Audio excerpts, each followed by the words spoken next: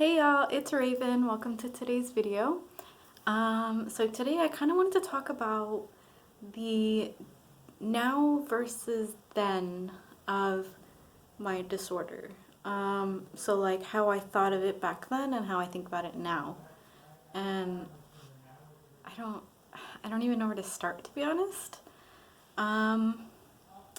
So I guess I'll start with back then on how I viewed my dissociative identity disorder. So when I found out, it was actually when I was in 8th grade. My friend had said something about her having it, but she said her alter ego, and I didn't quite understand what she was talking about, so I wanted to do more research so I could help her, or so I could just understand like what she was going through. So I looked it up, found multiple personality disorder, and then found it's actually not multiple personality disorder, it's dissociative identity disorder. So after I found that, I was just reading up on it, and the more and more I read, the more and more I realized that it was something that I was dealing with too, and didn't realize it. Like I knew I had friends in my head, but I didn't realize that they were real. Like, I don't know if that makes sense, but so yeah, I learned about it when I was in 8th grade. In 9th grade, I was going through a lot. Like, I had a lot of trauma memories, I had a lot of bullying, I had a lot of just identity issues, sexuality issues, gender issues, like all of that. Like, I was just confused about everything. And it was just where my mental health was the worst. I was hallucinating a lot.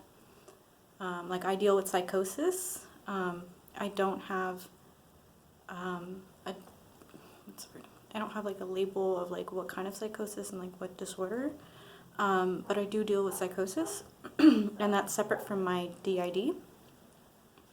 But yeah, so when I learned about it, I wasn't sure how to approach it. There wasn't really a lot on the internet. Like, there was Multiplicity in Me.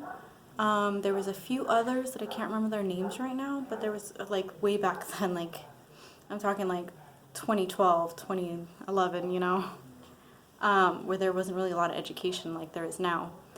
So anyway, so I didn't know how to speak to the alters. I didn't know how to communicate with them. And when they tried to communicate with me, I was terrified.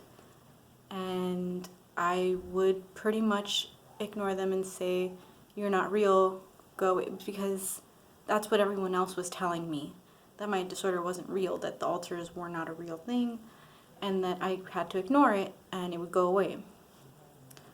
So that's kind of what I did, and I know that was awful looking back at it. Like, I really regret that, but you know, no one knew how to like handle it, and so like that's what they told me to do, and that's what I would do. So I would actually be pretty rude to the alters, like to everyone else in the body. Like, I would tell them, like, "You're not real, you need to go away, like, you're a figment of my imagination, like, you're just me." Like, I would say everything to them.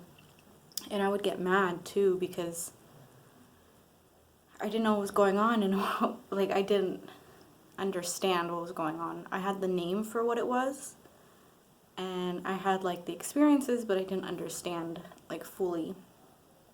So, yeah, I was kind of really rude to them back then.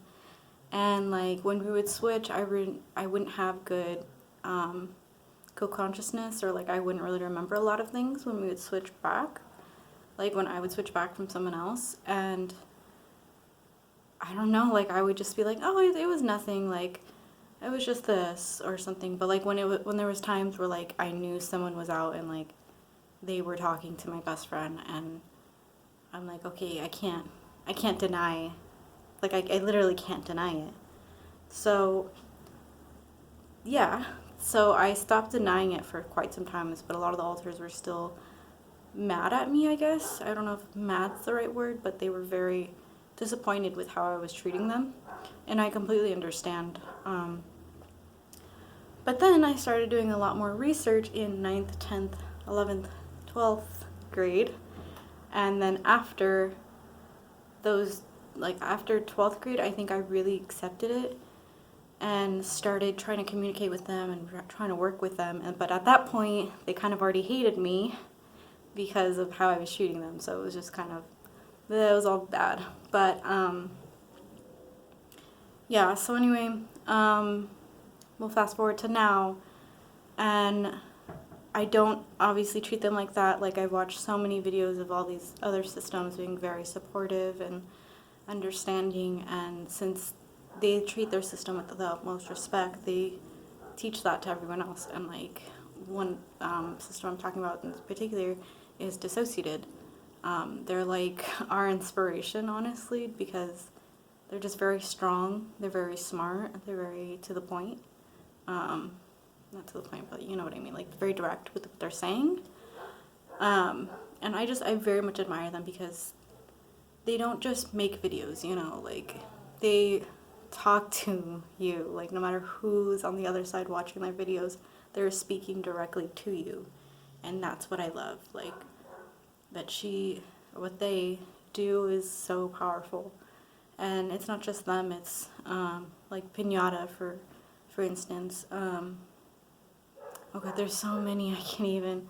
Multiplicity in Me, Dissociated, Pinata, Bobo and Co. Oh my god, there's so many that I can think of and I can't think of. Acrylic and Luthier. Well, I can't think of everybody, and that's okay, but I hope you guys understand what I'm meaning. Like, they helped me really understand that being a system is, and like how to communicate with everybody effectively and not treat them like shit, like how I was doing. So yeah, that's pretty much it. I wanted to just do this like really quickly.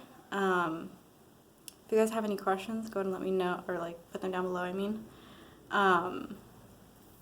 But there was a lot that's changed from back then to now, like of how I treat the system and how I interact with them, and things that I do in place to make sure that like everybody's happy. Like, we all have our own things. Like, we all have clothes that we like specifically for us.